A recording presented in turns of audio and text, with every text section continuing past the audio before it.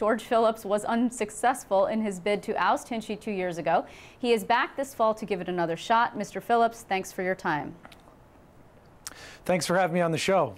It is my pleasure. So we're seeing a lot of action in your district, as I mentioned. This is your second time around. Last time you won with, you lost with 34% of the vote. He won basically with a 2-to-1 margin. So what makes you think that this time around things are different? Well, we got to meet a lot of great people in the last race, and obviously it was a tough year to be on the Republican ticket, but we kept our structure in place, we kept going, and we have a very catchy theme that we've been sharing with the voters. Have you had enough with the mess in Washington? $14 trillion debt, out of control spending, passing bills we don't even read. I have an opponent who's a 36-year incumbent, 18 in Albany, 18 in Washington, who votes with Nancy Pelosi 98% of the time. I think that's been the key to our success, the grassroots, people coming together, talking to neighbors, saying, wow, we finally have a chance to defeat Maurice Hinchey. But I think even more importantly, people just want fresh faces in. We've been door to door. We go around to festivals and events, and the first question I get is, are you an incumbent? And when I say no, usually the response is, okay, I'm voting for you. So there's a lot of momentum, there's a lot of energy in our campaign, and we are slated to not just do much better, but win this race. We believe we are going to be victorious on November 2nd if the momentum keeps building, if people keep spreading the word about our campaign. Okay, so today actually brought some interesting news. We have former New York City Mayor Ed Koch. He's a Democrat, and he endorsed you. He crossed party lines to endorse you, mostly because he is upset with Maurice Hinchey regarding support for Israel and his vote against the Palestinian Anti-Terrorism Act. He's very pleased with your support for Israel.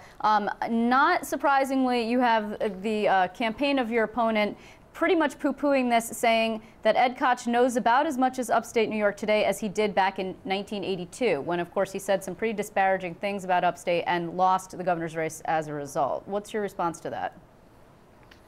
We're honored to have Mayor Koch's endorsement. He's one of the most famous Democrats, but one of the most famous, well-respected figures in the whole country in terms of politics. Maurice Hinchey has time and time again voted against sanctions against Iran, a state sponsor of terrorism that has continually murdered innocent civilians through surrogates like Hamas and Hezbollah in Israel. They have murdered American soldiers through surrogates in Iraq. And for Maurice Hinchey to continually be one of the only members of Congress to vote against sanctions on Iran, I think that's what stimulated the mayor's interest. He did endorse me because of concern for Israel, but I think there are other reasons other Democrats should consider our campaign.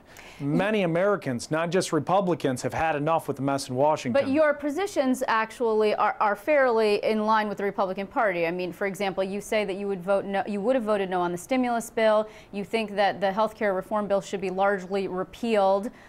Would you support, for example, John Boehner for House Majority Leader were the Republicans to take back the House? These things well, would you, first of all, support Boehner? Absolutely. I can't say that I would support Boehner, but I would be supporting a Republican to become the next speaker. I don't know if there'll be other candidates in the competition with him, but I certainly am a Republican, will be voting for a Republican for speaker, most likely, if I agree with the candidate. But I am someone who wants to get things done in Washington. I worked as a congressional aide in a bipartisan way to get things done. The debt, the out-of-control spending, the job losses in New York State here, they're not Republican or Democrat issues. They're not conservative or liberal issues. They're issues that all Americans care about. And my opponent has been voting for policies that have grown the government, that have raised taxes. Jobs have been like a sieve leaving this district in his 18 years in office. It's time for fresh faces. It's time for someone who's going to fight the mess in Washington. I know that you are not obviously running for a state seat, but you know, Mayor Koch's big crusade this year is about redistricting reform and taking politics out of redrawing the district lines. And of course, that would, if you were in Congress, that would actually impact you. I wonder if you support that. Do you support independent redistricting? Because that way, members of Congress would no longer have very much of a say. They wouldn't be able to go up to Albany and lobby the state legislature about the lines.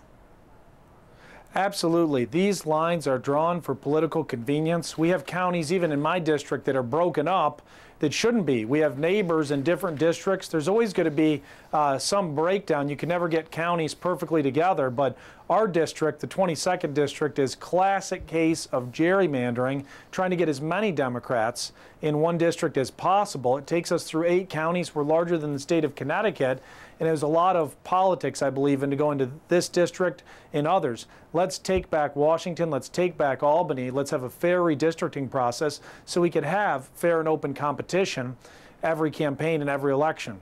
And along those lines, do you support Carl Paladino for governor? I mean, this is going to be the name at the top of the ticket.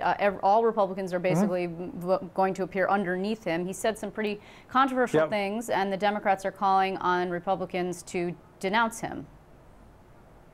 I will be voting for Carl Paladino. I agree with his message on reforming Albany, one term for governor, trying to rein in the spending, taking on the career politicians in Albany. I think he's the man to do it versus Andrew Cuomo, who's had a record of just being involved with big government programs. HUD, in the years that laid the groundwork for the financial disaster in the housing industry that put us in the bind that we're in today. So I do support Carl Paladino for governor. And some of the things that he said, some of the anti-gay statements he's made, for example, he has since walked that back a little bit, apologized for it, but he has said things that people say Democrats say he's racist, he's sexist. What about those comments that he's made?